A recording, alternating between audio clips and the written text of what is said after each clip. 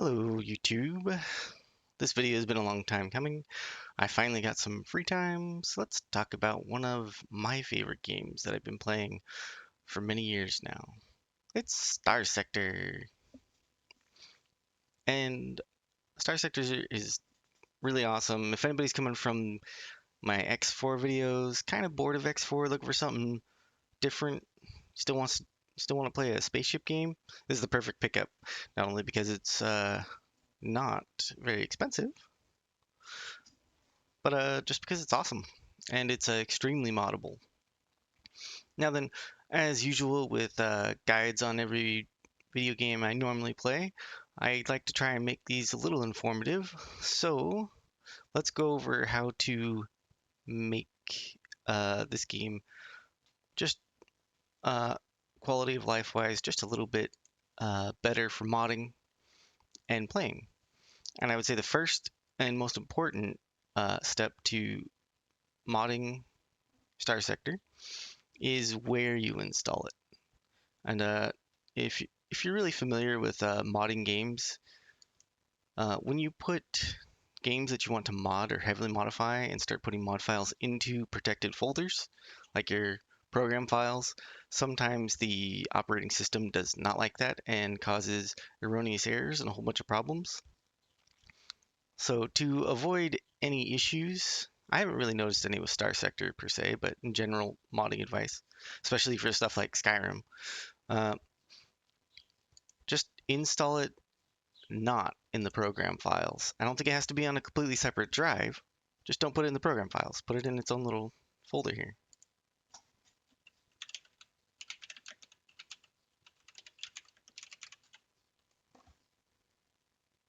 There you go. So keep it out of the protected files. That'll save you a bunch of troubleshooting and a lot of time.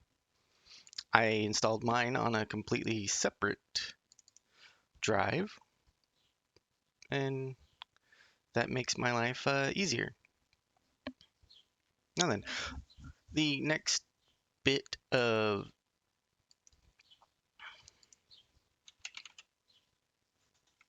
I love typing out Starsector with one hand and then auto-completing. It's just one of the best feelings ever. Anyway, so if you're interested in modding Starsector at all, this page right here is going to be one of your best friends. You might even want to bookmark this page. This isn't the only page for mods. This just has some of the most popular mods put on here. Now then, what I mean by that is you can actually back out of the index and into the actual forums themselves and look through a whole bunch more mods that are not listed here that will work with the current game version. So if you're looking for a little bit more than what's offered here, there is more. They just update this as they can. Now then, one of the nicest things that I like to do when I'm starting to mod in Starsector is going down to the standalone utilities here. Now then, the standalone utilities are pretty awesome. They've been kept up to date by these people here. And I use the SMOL, and this is a very nice mod manager. And I will show you mine. To download this one, click on the download the beta, of course.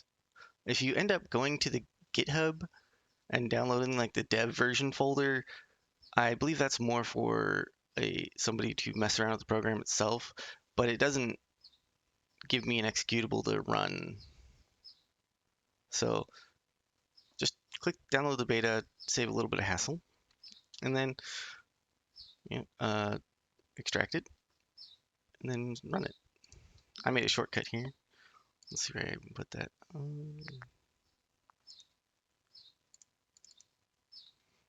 There we go. It's in its own Starsector folder, and then all the mods I downloaded with that. So this is where the app lives. But then I made a little shortcut here. And when I launch this,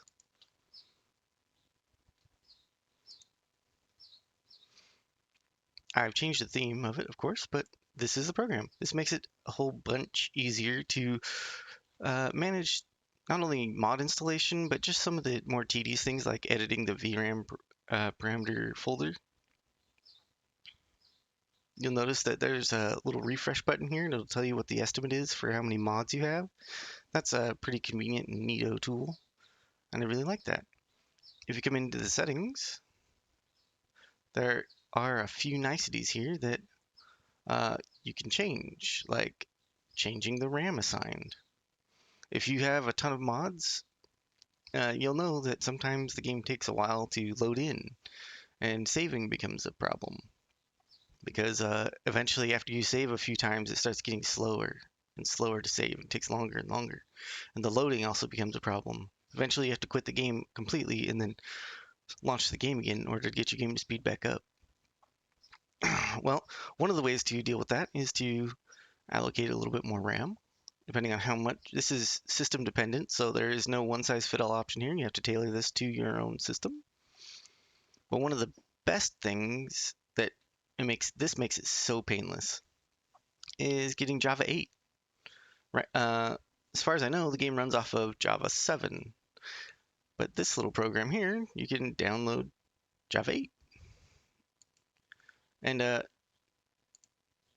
going to navigate to my folder here. I renamed this file to just JRE because that's what the game registers. I'm going to copy that. I'm just going to delete this straight out just to show you how it works. Yeah, or not. Oh, that's because I have this open. There we go. Delete.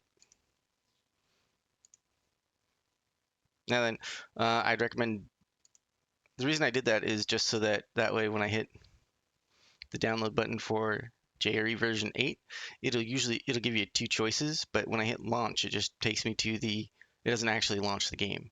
So that's why I recommend deleting that folder. Then go into your folder where Starsector is installed. Notice that the JRE folder is there. There you go. That's how you update your JRE version. It was pretty quick, pretty painless.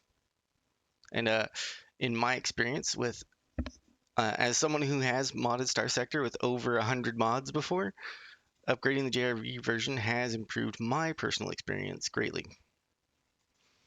And if you're one of those people who are just like, you don't need to do that, or you get convinced in some way or another by someone making a very convincing argument that you don't need to do that, and your computer can handle it just fine.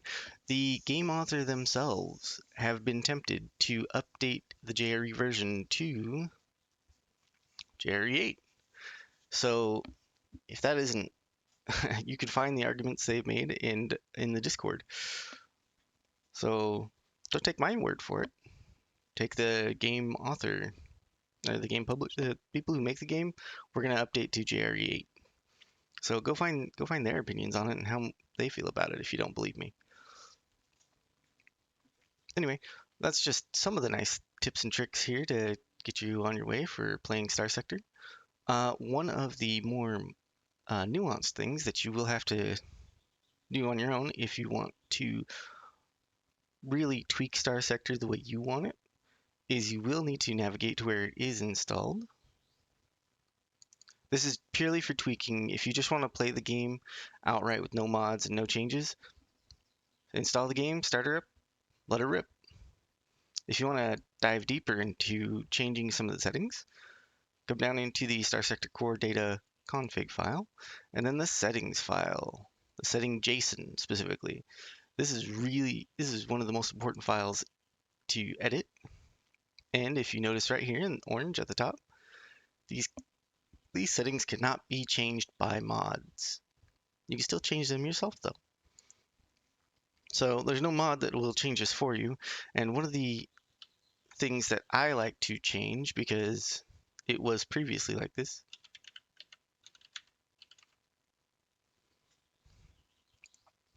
is in one of the updates to Starsector, you could have an unlimited amount of comm sniffers on your comm satellites. And then for whatever reason, this got limited down to 1, and you'll see it in your game to be 1. And then every extra comm sniffer you have has a point whatever chance of losing it. essentially it puts a timer on your comm sniffers instead of having, a one and done. You have to keep going back and back and back and keep putting these on. I hate that. I was used to it before that, so I changed this to 999, and now I can have up to 999 comm sniffers. I can make this number whatever I want. Effectively, I can have unlimited amount of comm sniffers because I like to have accurate and updated trade data.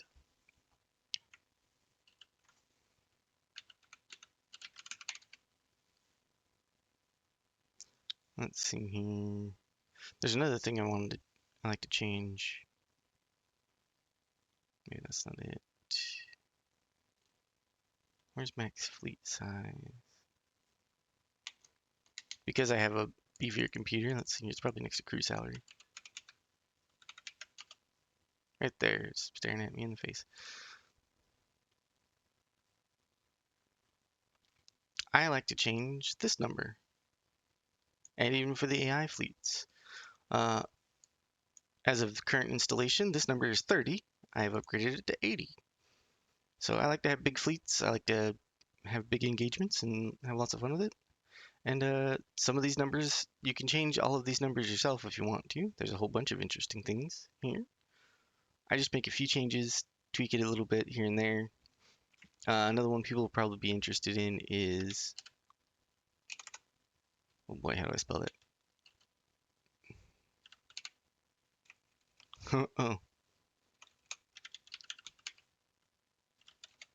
there we go. Hey,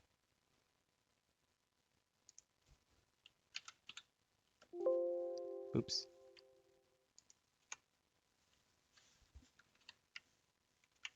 I'll put a space in there. There we go. One of the other things that some people may find divisive or not like. Usually you're limited to 2 max logistic hull mods and 2 permanent built-in S mods. I like to tailor the game to whatever makes me happy. So I just change this number as I want. And every time you change settings, every time you change this file, you will have to completely quit out of the game first and then start the game up again in order to have the changes take effect. So if I run into something in game, I open up a file, change it real quick, save the game, quit out, relaunch the game after making the save in here, of course. And that's a big way to, or that's just how I make this easier for me. Now then, this mod launcher, you can also browse mods.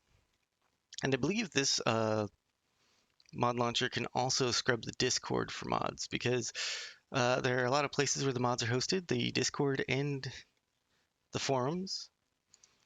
And there are some extra steps to get, you can see on the right hand side there, extra steps to get uh, different browser here, Chromium browser.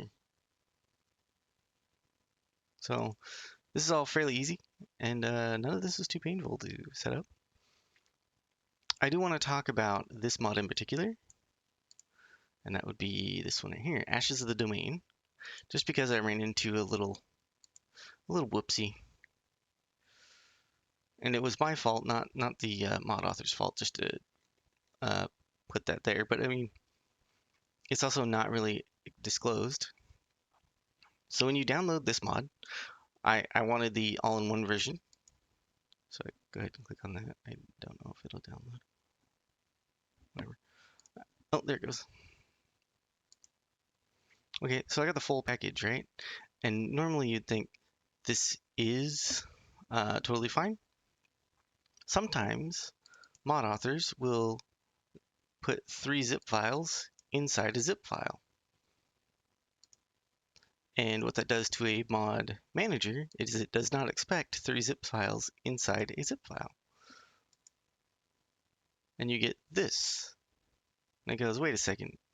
There's no valid mod info JSON inside. We're not even gonna register that mod even got put into the list. So if that happens to you, make sure to unzip the top layer and then go into your mod browser, your mod manager there, and then you can select all 3 at once and then open it. I've already done this, and that's these three mods there. So it does, it is a little tedious to go through one mod at a time and add them one at a time, but as I was playing, I just selected all the mods I wanted installed and then imported them all at once and enabled them all at once. And I noticed that this mod was missing and a couple of mods were missing, and I had to go back through one at a time and uh, figure out why they were like that. And usually it's just little problems like zip file and a zip file, and the mod manager doesn't know how to handle that. So anyway, we're here to talk about Starsector. So let's launch Starsector and play it.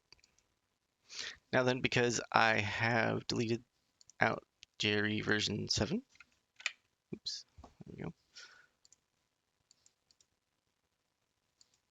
It can only use JRE version 8 on my computer because I deleted the folder for JRE 7. And then you can click on your mods here. The game will disable mods that aren't fully up to date with the most current or whatever version you have installed. And it'll throw errors out for things that are, it might be a little different, but it should be fine. So there's that. I really like some of these mods like Light Show, and this one is one of my favorites, and I can't wait for that to get updated every time I play because the Morpheus is just too good of a ship to not have this mod. You just got to get it. I like this mod too. Unfortunately, this one's amazing. There's just a whole bunch of fun stuff, but if you try to enable these mods, it'll automatically disable them. So that's why they're disabled for me, unfortunately. Luckily, I have two different versions. No, I have two other separate versions of Starsector, two older versions of Starsector installed in a different hard drive. So I could play like a super old version with all of the old really niche mods that you don't really see anymore because everything's updated to the latest version. And that was before the major skill change overhaul. And then I have one after the skill change overhaul, but still working with some of them old mods. And then I have this. So that should tell you that I really like playing this game. So anyway, here's some tips and tricks for Starsector that I didn't notice beforehand. Probably gonna have to turn off the music real quick. Oopsie. YouTube, don't destroy me for playing a little bit of music. One of the interesting things, there's a tutorial, of course, and it's fairly competent, so go through the tutorial if you're first time playing. Always a plus. This is tips and tricks, and that's one of the better ones. Take a look at the missions. And when you're looking at these missions, if you scroll through some of the briefing, yeah, there's lots of flavor text. Look down at the bottom right here, and it says there is a campaign reward. And this is where those X4 fans I was talking about might be interested, because this might be a way to scratch that itch, because with the X4 Timelines DLC coming out, there will be something similar to this happening, which is a campaign reward. These are individual playable missions, and once you beat this mission with any score, let's go look at one that's I scored 13%, you unlock the campaign reward, which will actually make a change in your new game. Excellent. So